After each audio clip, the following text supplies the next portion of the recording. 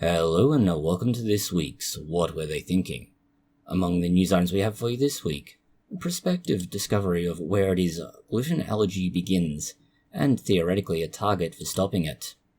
And bandages made from fungi could provide better treatment for wounds in the future, or possibly fungal infections. COVID-19 is affecting sperm production, and this could carry through to future generations. Radiation therapy may actually help with specific kinds of pain caused by arthritis, albeit with a great deal of skepticism. Mitochondrial localization is associated with psychosis in a particular way. Creepy spider news that will give you nightmare fuel for the rest of your life, not just in America, but also Australian fossils. And water seems to be both a solid and a liquid at the same time in a strange state of matter.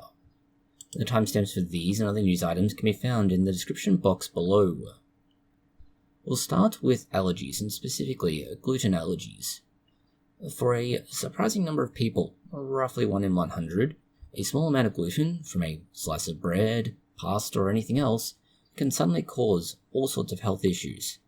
On a minor scale, this can simply be a moment of distress requiring the almost immediate access to a toilet. In more extreme cases, it can actually have long-term repercussions for things like bowel problems, absorption of nutrients, and more. This is where conditions like celiac disease or just gluten allergies in general can be very important, and it's not very much clear how and why they occur. Canadian research from McMaster University has claimed that they can pinpoint a crucial role played by the gut's lining cells, and that this could theoretically lead to new therapies. Theoretically being the key word there. The autoimmune disorder is triggered by a specific kind of structural proteins called gluten, and this is what makes bread elastic. But remember, it's a kind of protein, so the reaction to it is not great. It's also present in most kinds of grains that are used, wheat, barley, and rye, but not in others, so for example oats. Because of this, there is a distinct difference in how you're going to react to certain things, and why those with gluten intolerance, allergies, etc. are forced to eat cardboard-tasting food. It tastes terrible because there's no gluten present.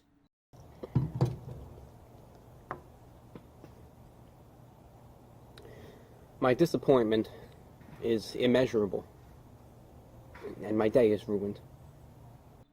But what they found when they've looked into this is that there is a pair of genes that encode for a protein called HLA-DQ2.5.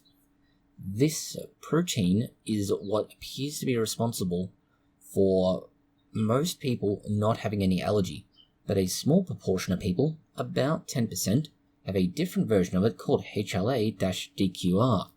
The difference in the human leukocyte antigen, which is essentially a protein that tells the body this is something that needs to be reacted to or not reacted to, is the cause, at least according to this research, of gluten intolerance and allergies. But the thing is, not everything is so great at distinguishing what is a very similar thing, that is saying, hey look, this is what we want, and this is something we don't want. That's why the difference between the two versions of this antigen are so very important. The antigen also plays a big role in regulating inflammatory processes in the gut, and this is why celiac disease, for example, tends to be exacerbated by the presence of gluten. Essentially, the body is thinking, this is something dangerous, we need to get rid of it. Theoretically, again, theoretically is important here, targeting this particular protein would solve the issue. Of course, theoretically doesn't mean anything in the end unless we actually make something of it. In far more promising news, although still, strictly speaking, not exactly helpful, we have a new way of donating kidneys. Well, not technically donating. It's a way to make a universal kidney that, despite your blood type and other similar things, would still be transferable to someone who doesn't match any other recipient. Considering the absolute lack of kidneys from donors, and the general lack of organ donations across the board, this is major. Come on, Doc. There's got to be something I can do to help my dad. Well, you could give him a kidney. A kidney? There he sits with a pen and a yellow pad. what a handsome lad. That's my boy. You can have your TV and your nightclubs. I love you, son. I love you, Dad. Now, don't you fellas worry. It's a cross-research project between Canadian and Chinese research, and what they've found is that, in theory, this kidney can be transplanted into any patient despite not matching that patient, particularly by blood type, although blood type is only the first test that is used. They've managed to test this by putting in someone who's brain dead, and, well, they established that yes, this does exactly what we want. Although given they're brain dead, they probably weren't telling them very much, so they've relied on biochemical testing for the most part. What is important about this is that blood type grouping is the first test used to establish if somebody is a compatible recipient and donor. Mostly because, well, there's 4 blood groups, AB, AB, and O, and you can very quickly figure out if these people are compatible. It opens up a lot more opportunities for, if not permanent organ transplant, certainly temporary transplant. The challenge with, at the moment, transferring a kidney that doesn't match, for example, if you're a rhesus positive, rhesus negative, is that the body will try and get rid of it. It recognizes it as foreign, just like gluten, except in this case it's an organ and you probably need that to live. Dr. Hartman, this was just too close a call. Next time we could be too late. Suppose he's stuck somewhere, or he's trapped in an elevator, or God knows what else. He could die. He needs a new kidney now. Well, as I said, Mrs. Griffin, he's on a list, but there are a lot of people ahead of him. Well, what are the chances of getting him moved up the list? Honestly, not great. Could be months before he can get a transplant. Unless you know someone who's a compatible organ match and would be willing to donate one of theirs. I'll do it. He could have one of my kidneys. Well, we always check spouse records for compatibility. I'm afraid you're not a match. So what they've done is take a kidney that was, say, type A blood, and put it into somebody with a type O blood type, and this has allowed the kidney to work without being recognized. The way they've done this is they've used enzymes to strip away the antigens, the markers on the surface of the kidney, that tells the body that this is actually a different blood type, which effectively allows it to be mistaken for something other than what it is. If we were to use a very rough example, it's like if you are type AB positive. This is the most restrictive blood type, and you need a transfusion of blood very urgently. You can receive type O negative blood, and this is because type O blood has none of the antigens on its surface. There's nothing to tell you its blood type, and there's nothing on it to say that it's rhesus type. Therefore, the human body has nothing to recognize as being foreign. This is, of course, a temporary measure because type O negative blood can still cause other kinds of immunological responses, but it is the universal donor for that reason. This allows for somebody who has a different blood type to donate a kidney to somebody who is of a effectively contradictory or, typically speaking, non-compatible blood type, and in doing so, the body can tolerate its presence. Now, whether or not it can tolerate it for a long-term transplant, that's going to be a very different story, and that's the major development they need to figure out. In other news related to injuries in medicine, we have bandages made from fungi, and specifically from living fungi, which in part we expect could very well produce something very much like a fungal infection if they happen to turn pathogenic. But theoretically, maybe it's going to work. What we have here is a fungi that produces a hydrogel. This is a structure that even exists in our own skin. For example, skin, cartilage, muscles, all these things use what are essentially structured scaffolds that allow support of everything around it, but don't actually have any real biological function or activity of their own. They exist to fill space and ensure that the support is there. The hydrogel they're looking at, though, is made by fungi, and theoretically, using the Mitochondria, they can produce a biogel within the body and within wounds, theoretically allowing for the biogel to not only be integrated into the wound, let's say, thereby keeping it supported, but importantly, ensuring that it doesn't break down and disappear.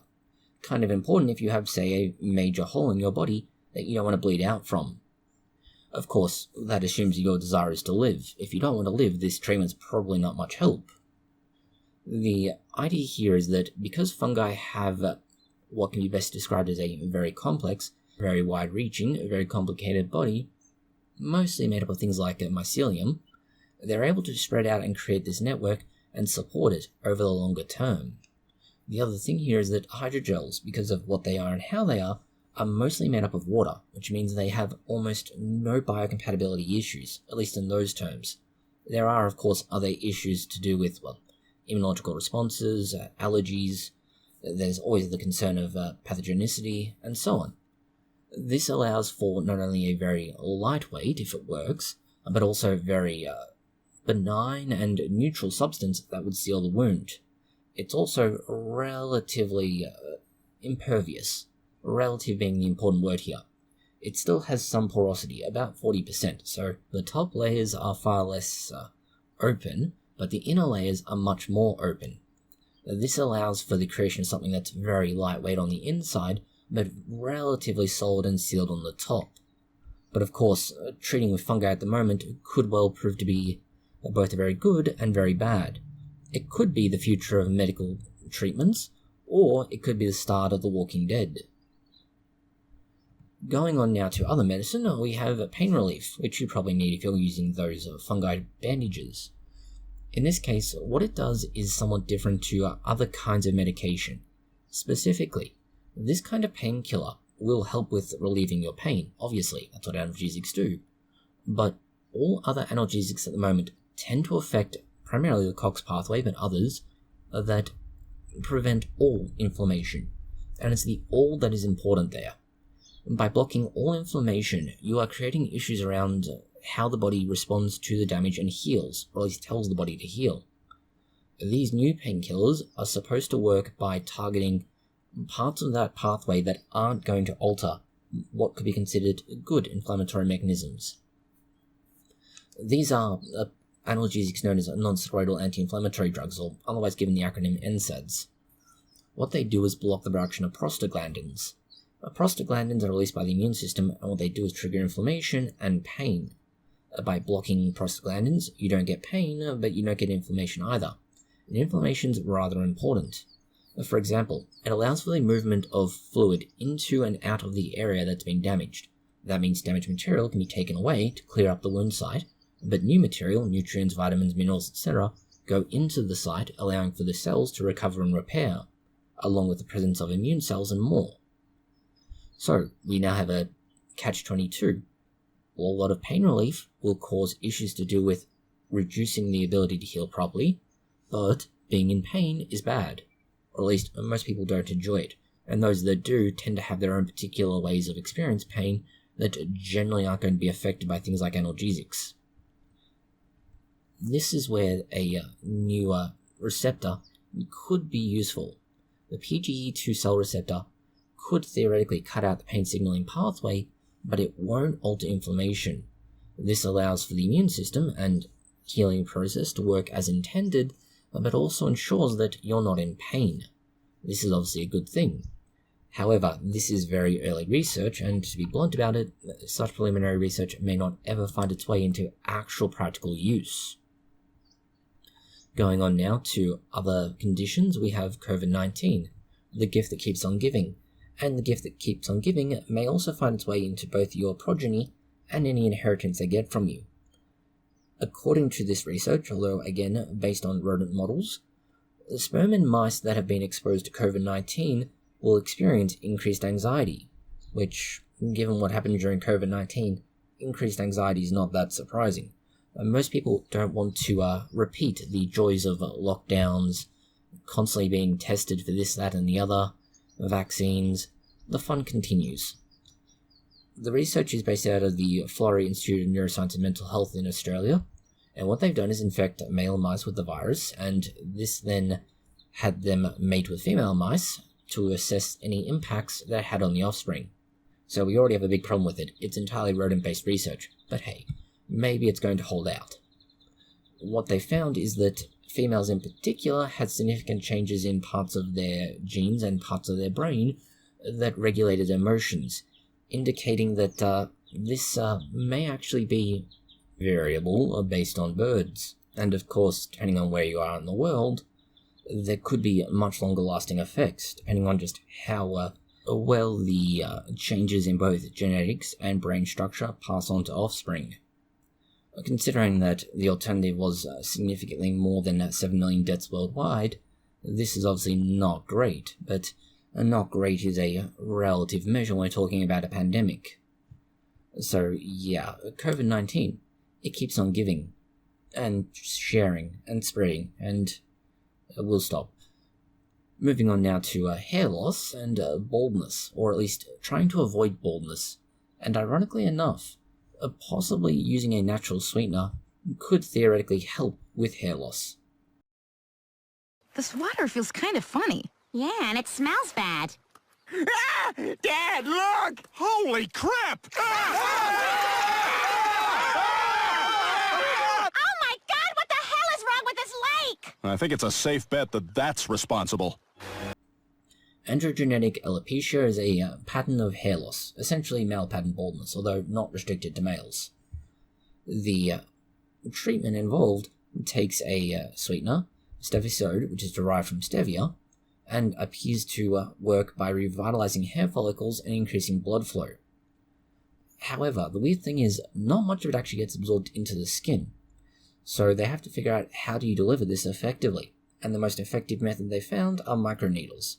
So the research is, let's be blunt about it. Theoretically, it's great. However, it may involve needles, and nobody likes needles. Well, most people don't like needles, but those that do tend to get somewhat ostracized. The collaborative research between Chinese and Australian researchers looked at what was going on, and they've taken a whole bunch of mice who were genetically engineered to lose their hair.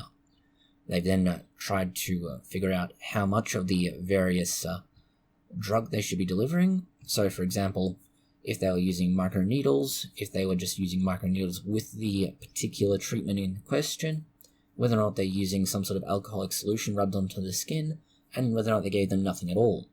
And what they found was that after about 35 days, microneedles showed considerably better results. Admittedly, blank treatments, that is, just microneedles by themselves, and interestingly, the solution with alcohol to rub to the surface appeared to have similar results. This does indicate that perhaps the actual treatment itself, or vehicle by which you're delivering treatment, might be more significant. For, let's say, comparisons purposes, the hair improvement was somewhere around twice that of the control group, let's call it. Although control group might, let's say, be a rather benign description of what they've done to these mice. This does indicate, however, that sweeteners like stevia might be a good option. Moving on now to other pain-related news, we have radiation. Now, not that radiation causes pain, funnily enough, although it can in theory. The breakdown of parts of your body can be very bad. Rather, osteoarthritis pain could be treated using radiation therapy.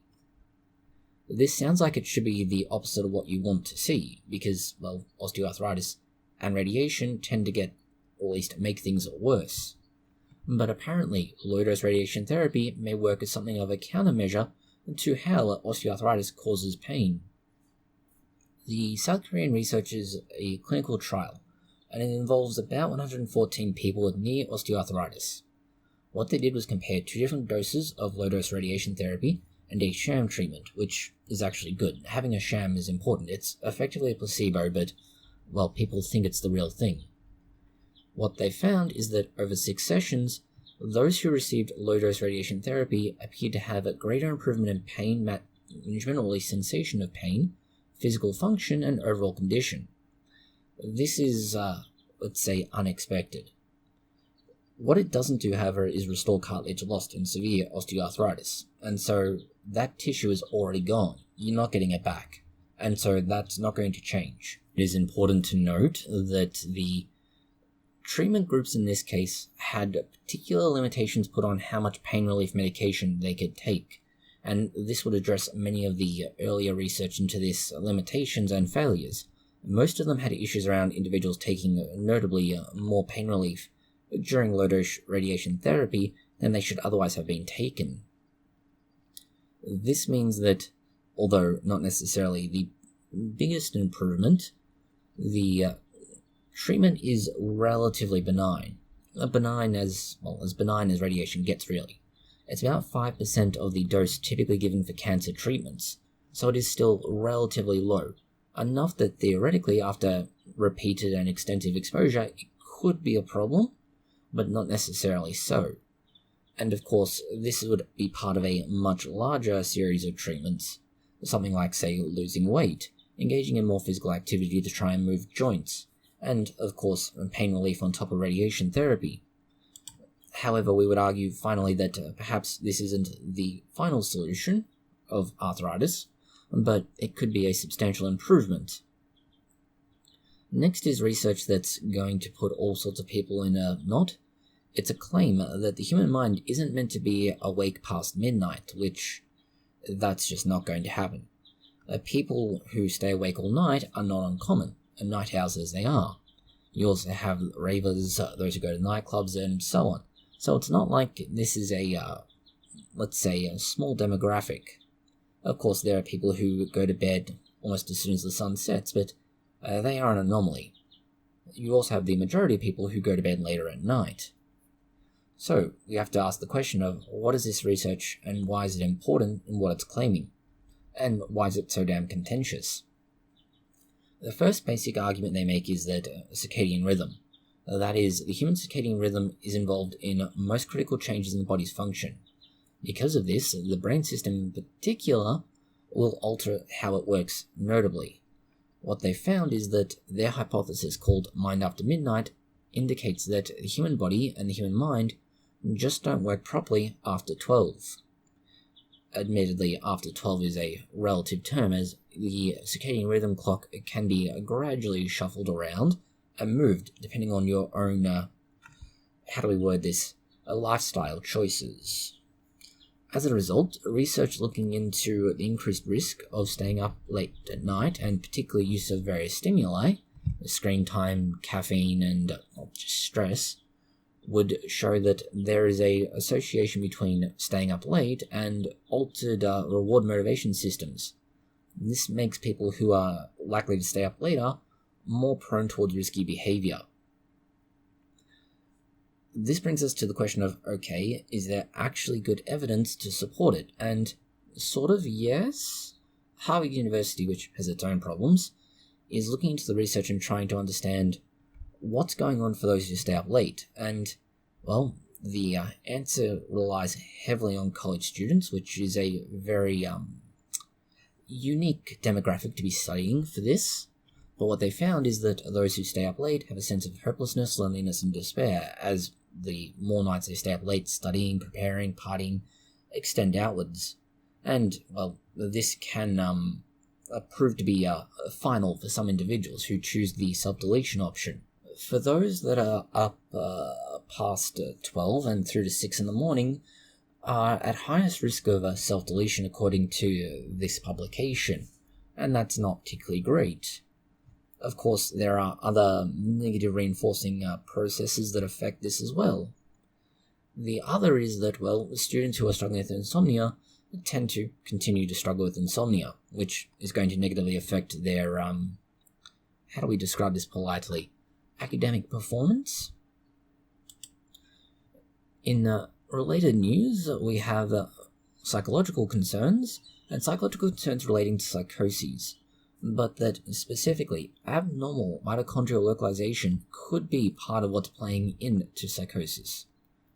Psychosis is a somewhat larger, let's say, classification of psychiatric conditions. It's basically a whole raft of symptoms, and these symptoms all come together under that term. It isn't exactly a fun time for anybody involved, unless you're a Florida man, in which case you don't even know what's going on, you're so busy trying to wrestle a crocodile, fight a hurricane, or something similar.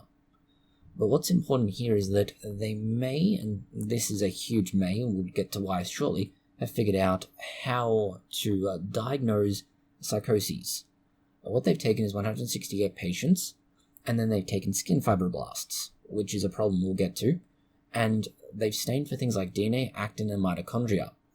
What they found with the cells they've stained is that the mitochondria tend to be further from the cell border, for the patients who experience psychosis. There are subsets further within this, bipolar disorder, schizophrenia, and schizoaffective disorder, that appear to have, a variability in this. The interesting thing is that they could not find a statistically significant difference, let's say, specifically the reverse trend, although they observed that the trend existed, with major depression, which would indicate that depression and psychoses appear to have some sort of association, or at least statistically so. This would indicate, and there's a very major indication here that we need to act as a qualifier, that you might be able to theoretically, and this is the theoretical here, identify compounds and genes that will both negatively and positively affect psychosis association phenotypes. This means that there may be, and this sort of takes us many, many steps further out, therapeutic pathways and novel mechanisms that could be used. The somewhat limited upside to this, and we say limited for very good reason, is that if this research is true, that's a big if, given the relatively small sample size and very limited cell types they're looking at, it may provide the opportunity for screening to identify both those who are at risk of developing psychiatric conditions and a sort of qualitative, quantitative diagnoses of conditions like psychosis without actually having to have a psychiatrist or psychologist diagnose someone. Yeah, it's very much, controversial in its findings in how well they'll apply beyond the scope of what's been described. Going on now, we have ancient humans poisoning themselves to develop an advantage over Neanderthals, apparently. Lead is the supposed poison of choice by Homo sapiens in competition with Neanderthals. Theoretically, lead is, poison, and it is. There's no real question about that. But an international team of researchers have looked at a variety of fossilized teeth, 51 in total, and they're between 100,000 and 1.8 million years old. Looking at Homo sapiens, Neanderthals, and early Homo species, they found that those who had a strangely higher, lead exposure risk seemed to be those that pathwayed into Homo sapiens. At first glance, this doesn't make a lot of sense. Lead exposure is dangerous. It affects your health and well-being in general, affects brain development, and there are a bunch of other issues. But lab tests on mice, and particularly mini brains developed from mice, have found that modern humans have a particular gene. This gene, Nova1, plays a major role in trying to mitigate the damage from lead. This is important as, to an extent, Neanderthals and other species also had the same gene, but we have a second gene called FOXP2. This second gene is what's important, as FOXP2 also serves to mitigate the damage, meaning lead exposure is less of a problem for humans than it would be for Neanderthals, at least to some extent. This would have theoretically allowed for exposure to various damaging environmental conditions, for example, proximity to volcanoes, various soil mixes that are dangerous, and so on. That would have then allowed, theoretically, for the human species to survive better than Neanderthals and others, meaning we could breed, we could outcompete, and we could outsurvive them, or at least try to do so. Next we have nightmare fuel, and it's a spider trying to eat a shrew. Shrews by themselves are vicious little critters, but they're fine by themselves. They keep to themselves, they behave well, and as long as you respect the fact they're wild critters, no problems. But apparently spiders have decided that's not the case anymore. The roughly half-inch or 1.25-inch spider is able to predate on them. The spider species is known as the noble false widow spider, and apparently they regularly prey upon similar creatures, whether they're lizards, bats, or shrews. The spider species has been eating them in England, which explains a lot. England is full of some very strange things, not least of which are the English and the Scots, and the Welsh alphabet, because nothing should ever make the sounds that letters make when put together. But the tiny little spider, 1.4 centimeters, is able to eat something that's considerably bigger than itself, 5 centimeters for the body and a 4 centimeter long tail. The tiny little spider is able to not only capture the much larger shrew, but also poison it with its rather nasty neurotoxin venom.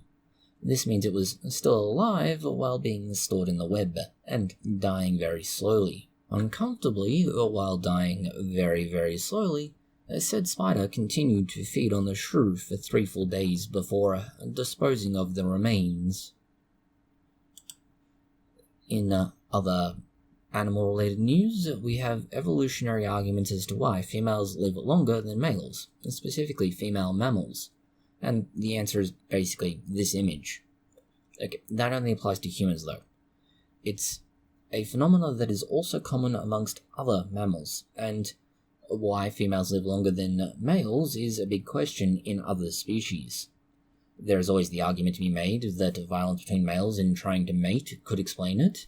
There are certain sex differences in various steroids that may explain it, but all of these are may explain, not do explain. There is another argument too on top of all that, which is simply that the longer a female lives, the more likely they are to reproduce, the more the species continues on. Unless we're starting to fight arachnids, in which case we have other issues, but... You don't approve? Well, too bad. We're in this for the species, boys and girls. It's simple numbers. They have more. And every day I have to make decisions that send hundreds of people like you to their deaths. Other issues aside, there are, let's say, new contenders to explain what's going on. First of all, we have chromosomal differences.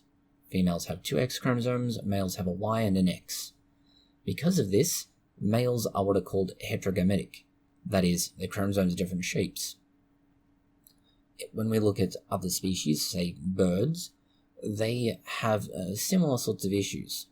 That is, they have a matching pair of chromosomes for males, whereas for females it's a Z and a W chromosome.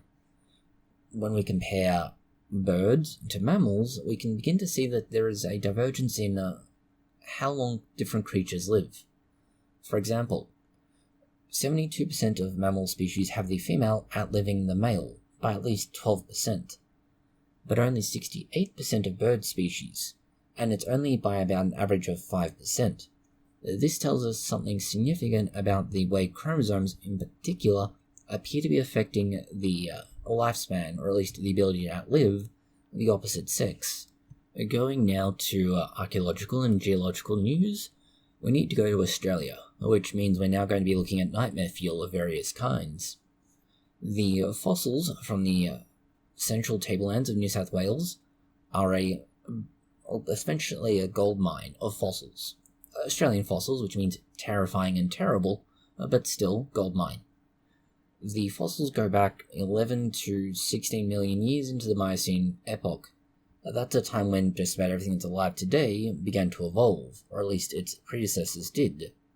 This is where the Australian Museum Research Institute, the same place that gave us this particularly stunning bit of humour, is able to find, let's call them interesting rock formations. Specifically, interesting rock formations that have incredibly detailed fossils. Each of the rocks is red in appearance, similar to, say, the Martian surface, but that's because of what they're made from. Goethite, it's a very fine-grained mineral that contains a lot of iron, and the iron has preserved everything in much greater detail than otherwise might have occurred. This allows for things like, say, better evidence than you would find in shale or sandstone, which is the other common kind of fossilized rock that you would find many, early fossils in, mostly because far more common to find. But what's important here is the creepy and somewhat terrifying critters that are found within them. Most of them, given it's Australia, are probably going to be spiders, insects, or something else that will try and kill you. But that doesn't always mean that it's a bad thing. The things they've been able to identify are ancient rivers, environmental conditions, and telling you a lot about the surrounding geology to some extent. Moving on to other sort of environmental news, but environmental news in that things that you think are true aren't true. It's ice that will freeze at room temperature. Ice is in that thing you normally get out of the freezer because you have to get it below 0.0 and thereby allow it to freeze, turning a liquid into a solid. But what they've done here is try and achieve ice formation using X-rays and room temperature. That means typically about 20 degrees Celsius. And no, there are no freedom units.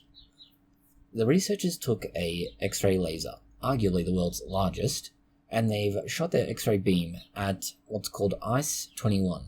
It's a bizarre form of ice that forms at room temperature, but you also need extreme pressure. So this is not something you can do in your backyard shed. Technically speaking, this is ice, and it's ice for one reason: it's a solid. Whereas for most individuals, this would be considered bizarre space magic. And theoretically, it would also be space magic if you're on something like Neptune, where you could theoretically find these kinds of ice molecules. And that is part of what they're doing here. They're exploring different astrological ways to make ice outside of Earth, where Earth's conditions are somewhat unique. Earth is effectively a death world. We're just not aware of it until we travel to other planets or meet other life forms who ask, how do we survive? The researchers were using to start with, incredibly expensive and incredibly difficult technology to access and use. First of all, you need a diamond anvil cell. This is made in Germany, and it's used to squeeze water at pressures up to 2 gigapascals. That's somewhere in the ballpark of 20,000 times what air pressure would be at sea level, and that has to occur within just 10 milliseconds. They then release the pressure slowly over a period of roughly 1 second, so roughly 100 times longer than they took to make it. Then, as it's happening, they're firing X-rays at this thing to try and get images of what's happening. In doing so, they can identify that this is making weird, bizarre icicles, ice cubes, whatever you wish to call it. In other weird water-related news, because water is one of the weirder chemicals out there in the world, we found a way to have it both at a let's say solid and liquid at the same time, and this is distinct from the triple point of water, which is already its own weird phenomena where it's a liquid, a gas, and a solid at the same time. Japanese researchers have been able to show that when confined in a very tight space, water behaves by both a solid and a liquid at the same time.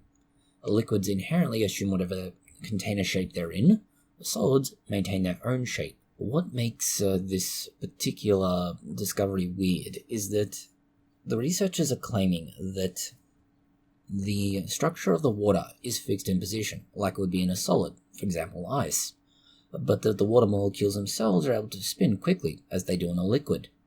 What they describe this as is the pre-melting state. Kind of seems contradictory, either something is molten or it's not, but apparently there is now an intermediary step. The pre-melting state requires that the hydrogen-bonded H2O, before it essentially melts, starts melting during a process that frees up each of the individual molecules.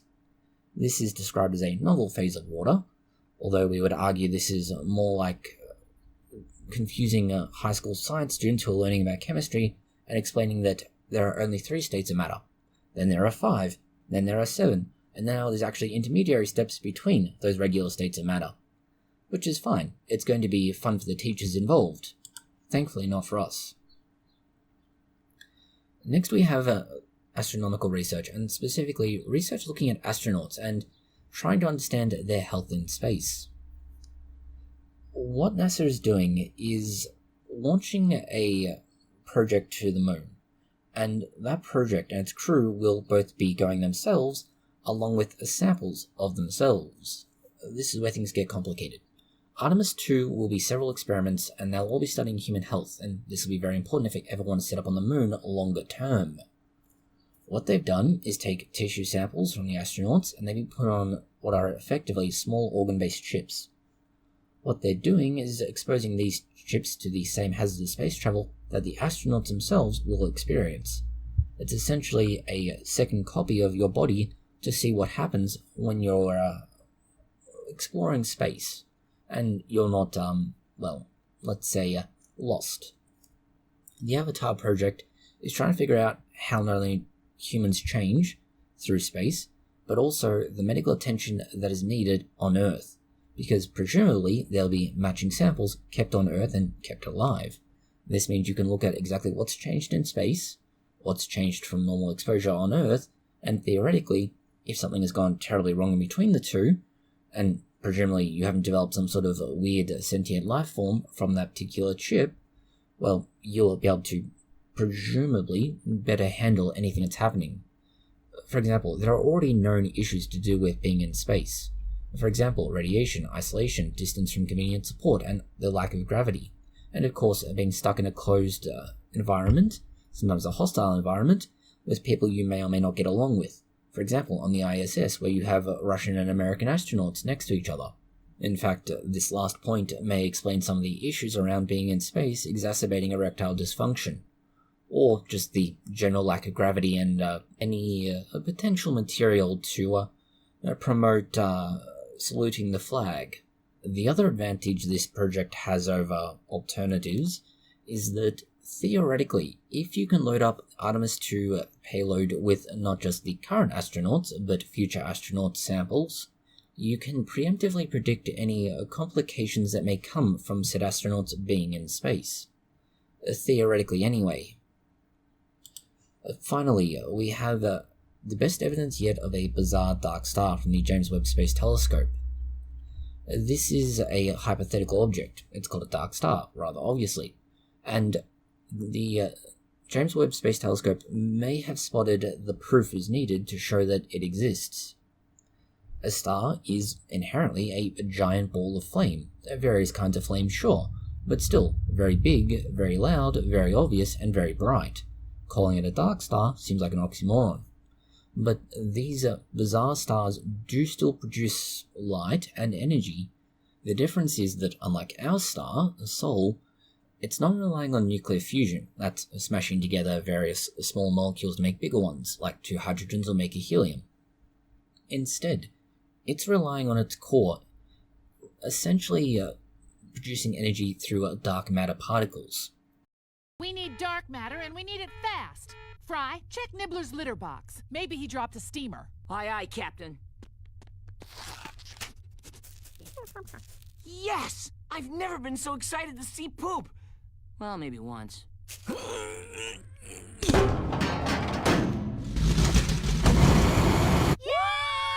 There's gas in our ass!